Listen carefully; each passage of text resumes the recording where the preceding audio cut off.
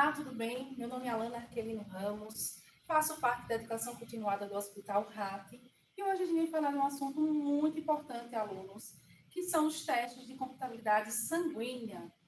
É algo que a gente vê de forma corriqueira na agência transfusional e faz parte do nosso curso online de hemoterapia, os testes de provas transfusionais. Pode passar. Como vocês podem observar aqui, nós temos uma bolsa de sangue e um exemplo de uma transfusão sanguínea que a equipe de enfermagem faz parte e colabora conosco nesse processo. Então, qual é a assistência da enfermagem na hemoterapia? É garantir uma qualidade do serviço de forma que o paciente ele fique seguro, ou seja, que a nossa diminuição de ênfase de reações transfusionais eles possam diminuir com o tempo. Então, transfusões seguras ocorrem sempre quando a equipe ela está capacitada dos seus protocolos. Podemos observar aqui, sempre observe o rótulo dessa bolsa sanguínea em cima e embaixo, para conferir se é a mesma numeração e observa também se essa bolsa sanguínea se tem alguma característica sorológica diferente. Possa ser que por erros humanos você vai encontrar aí uma bolsa em que ela possa ter uma sorologia. A gente precisa ficar atentos para que verifique nosso paciente não toma uma bolsa contaminada.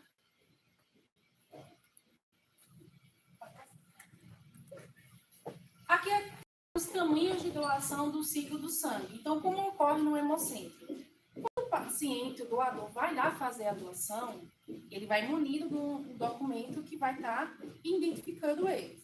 A partir dali é feito várias entrevistas e perguntas, e mediante isso a gente começa a verificar se aquele doador é apto ou não para fazer a doação. Também vamos realizar exames sorológicos e exames hematológicos para garantir a qualidade na doação. E o que é que a gente consegue observar nesse sentido? O nosso paciente ele vai ter toda a garantia de qualidade no serviço ao receber a transfusão, porque foi passado por uma equipe profissional e técnica dentro do hemocentro.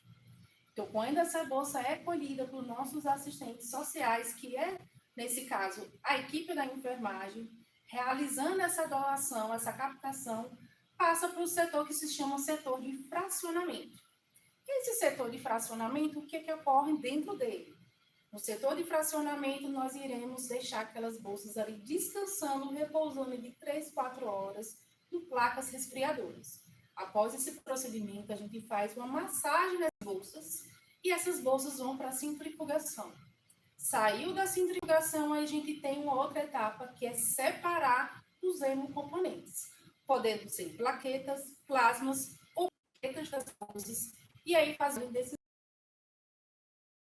a gente se liga no Solicit Stock, o que ocorre? O hemocentro vai fazer a distribuição dessas bolsas.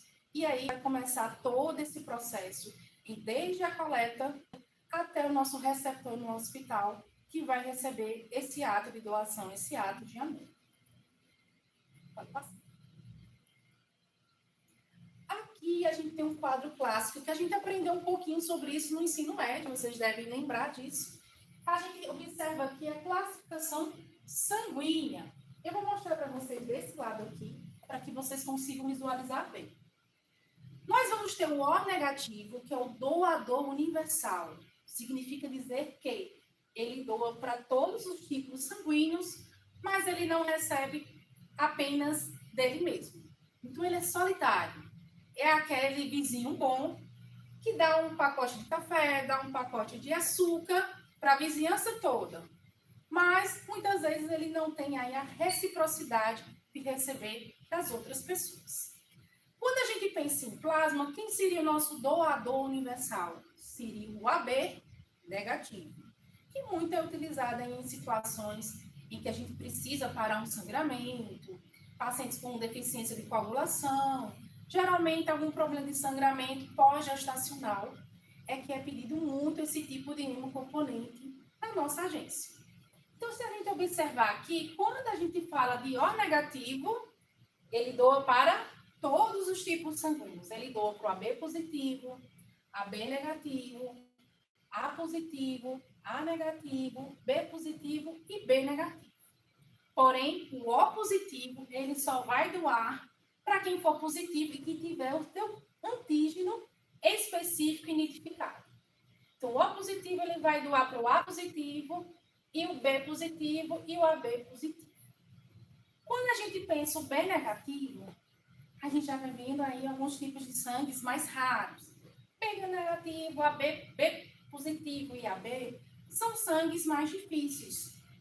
Então, a gente vai observar o seguinte: o B negativo, ele vai doar para o AB positivo, AB negativo, B positivo e B negativo. O B positivo, ele só vai doar para o AB e o B positivo.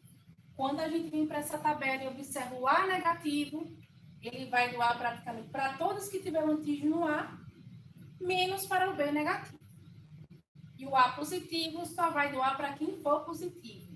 Tiver o antígeno A, que no caso é o AB positivo, e o A positivo. Aí você vai pensar, Lana, tá dando um nó, né? Professora, tá dando um nó na minha cabeça dessa classificação receptor e doador. E com isso vocês vão pegando no tempo. Mas observe o seguinte, essa classificação que eu estou mostrando para vocês é do sistema ABO. Temos muitos outros tipos de sistemas sanguíneos, porém o mais conhecido e o que a gente classifica usualmente dentro de uma agência é o sistema ABO, mas existe uma infinidade de outros. Então, a gente, continuando aqui, temos o AB negativo, que vai doar para o AB positivo e vai doar para o AB negativo. E aí nós temos um grupo aí solitário, o AB positivo. O AB positivo, ele só doa para ele mesmo e só recebe dele mesmo. Gravem essa tabela. Se você pretende trabalhar dentro de um agente transfusional, trabalhar com hemoterapia, ou você presta assistência, de alguma certa forma, como enfermeiros em alas, é importante ter esse conhecimento em mente. E aqui a gente vai falar um pouquinho mais da nossa rotina dos testes imunohematológicos. Por que isso é importante? Porque eu ainda, depois de todo um processo de doação que foram feitos os testes, porque eu ainda preciso fazer mais alguns testes. Existem algumas proteínas, alguns anticorpos no nosso sangue, tanto do doador como do receptor, que pode dar incompatibilidade sanguínea. E o que seria isso, Ana? É quando esses antígenos eles se ligam de alguma forma e causam hemólise nas hemácias. A hemólise nada mais é do que a quebra da estrutura da hemácia. Então, se eu for perder aquele formato bicôncavo da minha hemácia, vocês concordam comigo que ela não vai ter eficácia? Concordam comigo que ela não vai ser uma molécula carreadora do oxigênio? Porque a gente precisa que esse oxigênio se ligue ao pigmento da hemoglobina da hemácia e leve a sua função para todo o organismo. Se eu quebro essa hemácia, se eu tenho uma hemólise, eu vou ter uma hemácia defeituosa. E aí a minha transfusão não vai ser segura. Então a gente faz todos os testes, faz todas as confirmações para saber se aquele paciente pode receber aquele sangue específico do doador. Se fez o teste e deu tudo certo, a gente consegue fazer essa transfusão de forma muito segura. Classificação do soro do paciente que a gente vai trabalhar e realizar a retipagem. O que significa isso, Alana? No Hemocentro, ele já classificou o tipo sanguíneo do nosso doador. Porém, quando chega por segurança, a gente faz a classificação novamente para saber se aquele tipo que diz que é A positivo, se ele é A mesmo. E fazemos também a classificação do nosso paciente, porque, em tese, a gente tenta sempre priorizar que o A positivo tome do A, que o O tome do O.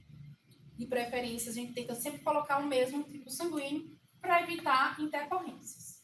Após você fazer a classificação sanguínea do paciente e reclassificar essa bolsa, aí a gente vai fazer a prova cruzada. É na prova cruzada que a gente vai misturar um pouquinho do soro do nosso paciente e a hemácia do nosso doador para saber se eles são compatíveis e não vai dar nenhum tipo de reação. Pode passar. Na tipagem sanguínea, a gente vai observar de que maneira. A gente vai preparar 4 tubos. Nesses tubos, nós iremos colocar reagentes, 2 gotinhas do anti-A no tubo A, 2 gotinhas do tubo B 2 no D e 2 no RH. Agora aí você vai me falar o seguinte, esse tubo D e o RH, para que ele serve? O D é para mim dizer se o paciente ele é positivo ou se ele é negativo.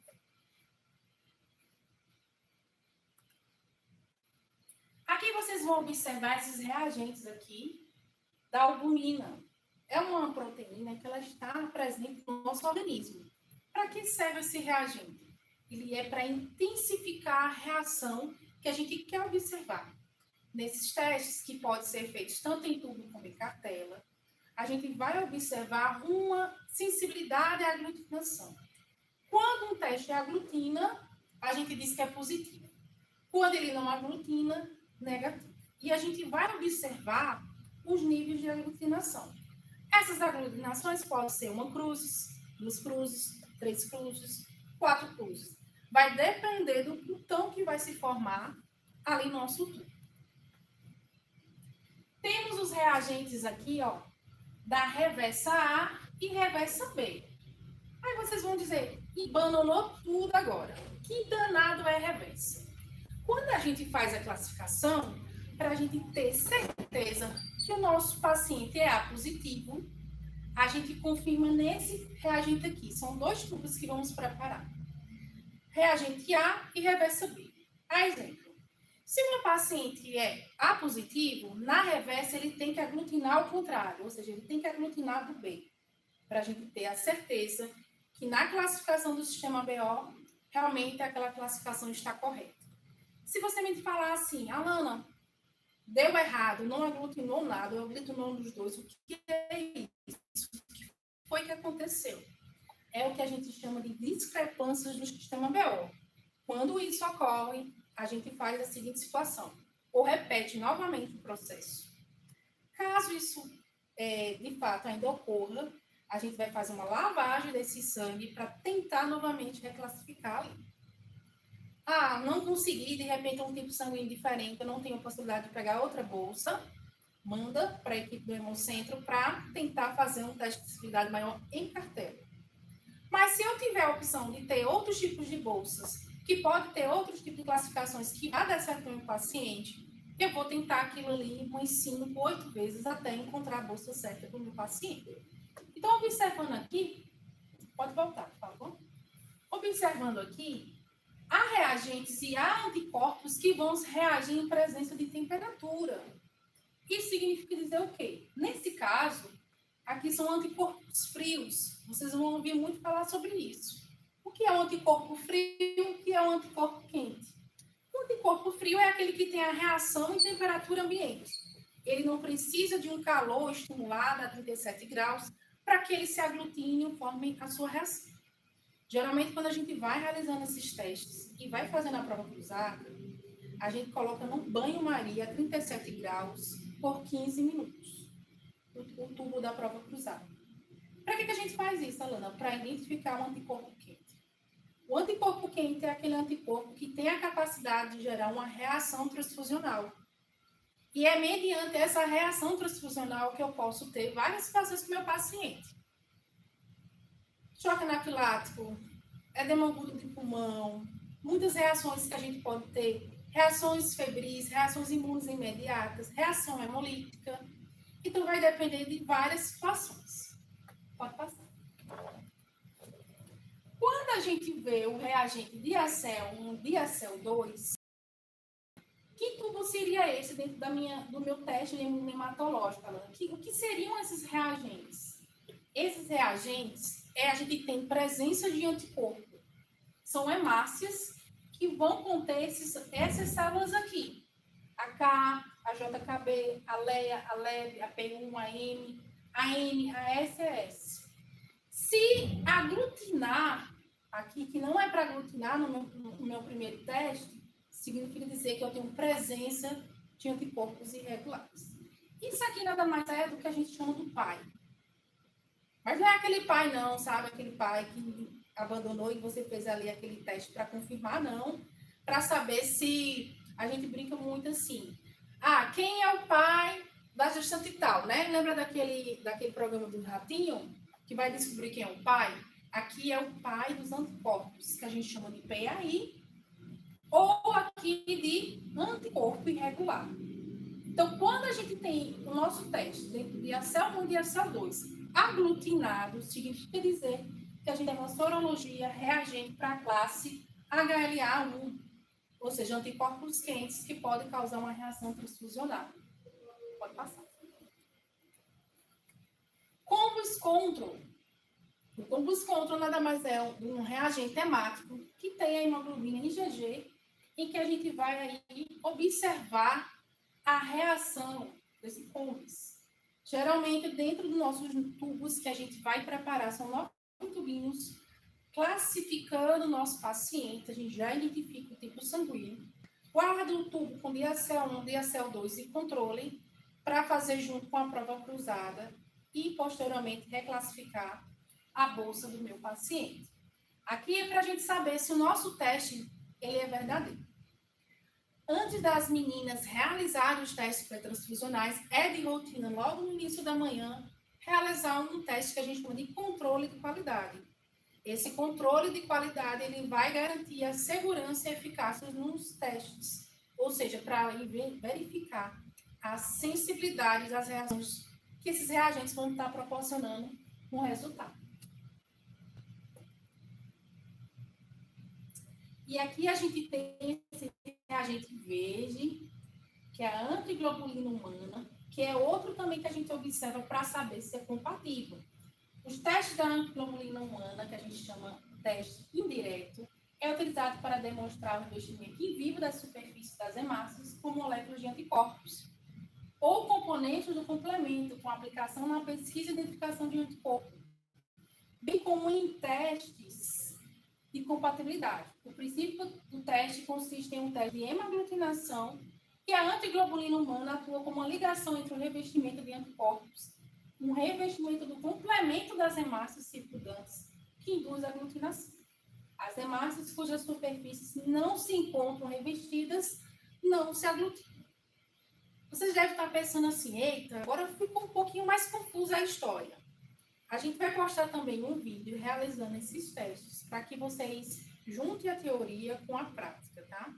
Esse vídeo vai chegar até vocês para a capacitação dos profissionais que trabalham em hospital, como de outros profissionais que sejam de outras áreas e outras regiões que queiram esse tipo de qualificação. A gente vai liberar esse link em aula para vocês. E aí, quando a gente pensa na prova cruzada, a gente vai fazer de que forma? A gente vai fazer uma suspensão de hemácia. O que seria isso, Alana? A gente vai pegar 19 gotinhas de salina, solução fisiológica, coloca no tubo e vai pegar uma gotinha da minha hemácia. Essa hemácia vai ser a gotinha da bolsa, que a gente tira o segmento com o macarrão. A gente vai pegar apenas uma gota e vai fazer essa homogeneização. Quando a gente vai para a prova cruzada, a gente pega uma gotinha do plasma, certo? Do nosso paciente, e uma gotinha do doador. E aí a gente vai colocar a albumina, centrifugar para observar a reação e depois leva tudo para o banho-maria.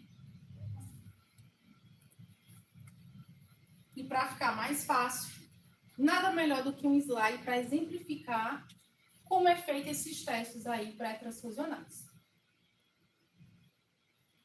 Observe que nesses tubos a gente vai enumerar de 1 até 9.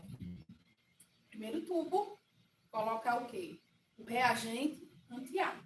Segundo tubo, o anti-B. Terceiro, o anti-D. O quarto, o RH. E esse aqui, Helena, o que seria? A minha suspensão de hemácia. Então, preparar a suspensão, certo? Para eu identificar o meu paciente. Aí eu vou ter que observar o seguinte.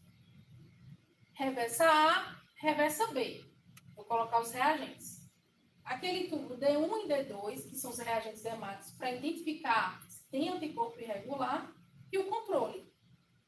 Se esse meu controle ele não aglutina, está errado. A gente tem que observar se aquele reagente está vencido, se houve algum problema, porque eu não tenho garantia que o restante está correto. Então, eu preciso que, nesse primeiro momento, o controle ele precisa ser aglutinado. Esses dois, ele precisa dar o quê? Ausente de aglutinação. Se ele já aglutinar logo de primeira, a gente já pensa em identificar, fenotipar ou mandar para o hemocentro para fazer alguma reação, ou pega outra bolsa, dependendo do tempo hábil que o paciente esteja precisando. Esses testes demoram em torno de 1 até 3 horas. Dentro de um fluxo tranquilo, você consegue fazer dentro de 1 hora. Porém, se dá alguma incompatibilidade, que você tem que estar lá recruzando várias bolsas, tem que mandar para o hemocentro para confirmar alguma coisa, tem que fazer uma fenotipagem, isso aí vai demorando um pouco a questão do atraso. Principalmente se for mais de uma bolsa para um paciente. Então, nunca a gente pode dizer que é apenas 1 hora para fazer um teste desse. Por isso, a importância de ter uma solicitação preenchida de forma correta e pedido também essa bolsa aí com um prazo de 5 horas antes, pelo menos, da realização da cirurgia. Observe o seguinte, quando a gente está fazendo essa classificação, no primeiro passo a gente vai colocar os reagentes nos tubos específicos, né? Primeiro enumerar os tubos, organizar isso, colocar os reagentes, que é o primeiro passo, e aí, do nosso primeiro tubo ao tubo 4, tá? A gente vai colocar o soro do nosso paciente. E aí, do tubo 6 ao 9, que é o último, a gente vai colocar a hemácia para tratar e trabalhar a reversa. Agora, DSL1, DSL2 e controle, a gente já coloca a albumina em todos, já para fortalecer essa reação. E aí, a gente ganhar tempo também quando for realizar a prova cruzada. Ao terminar essa parte de classificar a reversa e pegar os 3 últimos tubos, a gente pega já o tubo também da prova cruzada, que a gente é o PC, e coloca tudo no banho-maria. Aqui é o exemplo da retipagem da bolsa. A retipagem não precisa fazer a reversa para confirmar. Faz só os 4 primeiros tubos, que é o anti-A, anti-B, o D e o RH. Prova cruzada. A gente geralmente trabalha em 3 tubos. O que seria isso? O tubo M é onde a gente coloca o segmento. A gente vai depositar toda a hemácia aqui. E o tubo S a gente vai preparar a nossa suspensão. 19 gotas de salina, mais 1 gota da nossa hemácia. No tubo da prova cruzada, a gente vai colocar o soro do nosso paciente, uma gotinha da hemácia do doador e a albumina. E aí, quando a gente pensa nesses passos, aí vai pensar em que situação? Fez isso, centrifuga por 15 segundos. Aí você vai pensar a rotação, Alana, 3.000 a 500 RPM. Coloca 2 gotas de albumina novamente, centrifuga mais 15 segundos, faz a leitura, e aí você vai levar para o banho-maria. Quando leva para o banho-maria, a gente vai deixar 15 minutos. E aí, após esses 15 minutos, a gente começa a lavar esses tubos, os 4 tubos em salina. Aí você me pergunta assim, como assim lavar? O que a gente vai fazer? A gente vai pegar a solução salina, vai preencher esse tubo, tá? Feito isso, centrifuga 1 minuto na pia, despreza, coloca de novo, centrifuga mais 1 minuto. E quando você fizer isso pela terceira vez, você vai decantar totalmente. No que você vai decantar totalmente, você vai enxugar, você vira todo de uma vez e você vai enxugar para que não fique nenhuma reagente. E aí a gente começa a fazer a leitura para saber se de fato é compatível ou não a nossa bolsa. Como é que eu vou ter essa leitura, Lu? Quando a gente faz essa questão da centrifugação e as lavagens, quando eu colocar o meu sorinho verde, que é da antiglobulina humana, vou colocar 2 gotinhas de cada, eu centrifugo mais 15 segundos, tá? Nessa reação, qual é o resultado que tem que ter? Ele tem que dar lisinho, ele não pode aglutinar, certo? Se ele já aglutinar, já significa dizer que eu tenho presença de anticorpo, e aí eu não posso prosseguir. Quando eu tiro isso aqui, eu observo que deu lisinho, aí eu vou pegar o outro reagente, que é o reagente final, que é o combo escontro, coloco 2 gotinhas e centrifugo. Esse final, ele tem que aglutinar. O combo escontro, ele precisa dar aglutinado para que eu possa liberar e dizer que a minha prova é compatível. Pode passar. Pode passar. Pode passar. Aqui é um exemplo dos nossos reagentes de nossos tubos. Observe que no tubo A, que tem um azulzinho, ele aglutinou, e no tubo B, ele aglutinou. A classificação sanguínea seria qual aqui? Uma B, negativo. Aqui tem a ausência de aglutinação, que seria o tubo D. Aqui a gente tem a seguinte situação. Tubo A, tubo B e o D. A ausência de aglutinação significa dizer que eu tenho um O positivo. E na reversa, ele aglutinou nos dois. Lembre que eu falei para vocês que a reversa ela tem que me confirmar a prova direta, ela tem que dar o resultado ao contrário, foi o que aconteceu aqui. Nesse daqui, a gente tem reagente A, reagente B, o AB, controle e o D.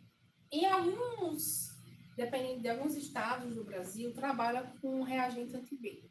Não é a nossa realidade aqui, a gente só trabalha com o A e o B. Mas aqui houve uma discrepância do sistema BO, porque era para ter aglutinado apenas no B. Então ele aglutinou nos dois. Aqui a gente também tem uma ausência de aglutinação tanto no A como no B, sendo aí O positivo. Pode passar. E aqui a gente tem a parte do teste do DEFRA, que a gente vai dar uma paradinha para a gente pegar essa aula no próximo. O teste do DEFRA, o que ele é, Alan? É um teste que a gente vai confirmar se realmente é positivo. É quando aquela reação de aglutinação no tubo dá tão fraquinha que a gente fica na dúvida se é positivo ou se é negativo. Então, ele tem todo um passo a passo em que a gente vai fazer também lavagem, para que a gente identifique no final se ele é um positivo ou um negativo. A gente chama de DEFRA. Pode finalizar. Finalizando? Isso. Só um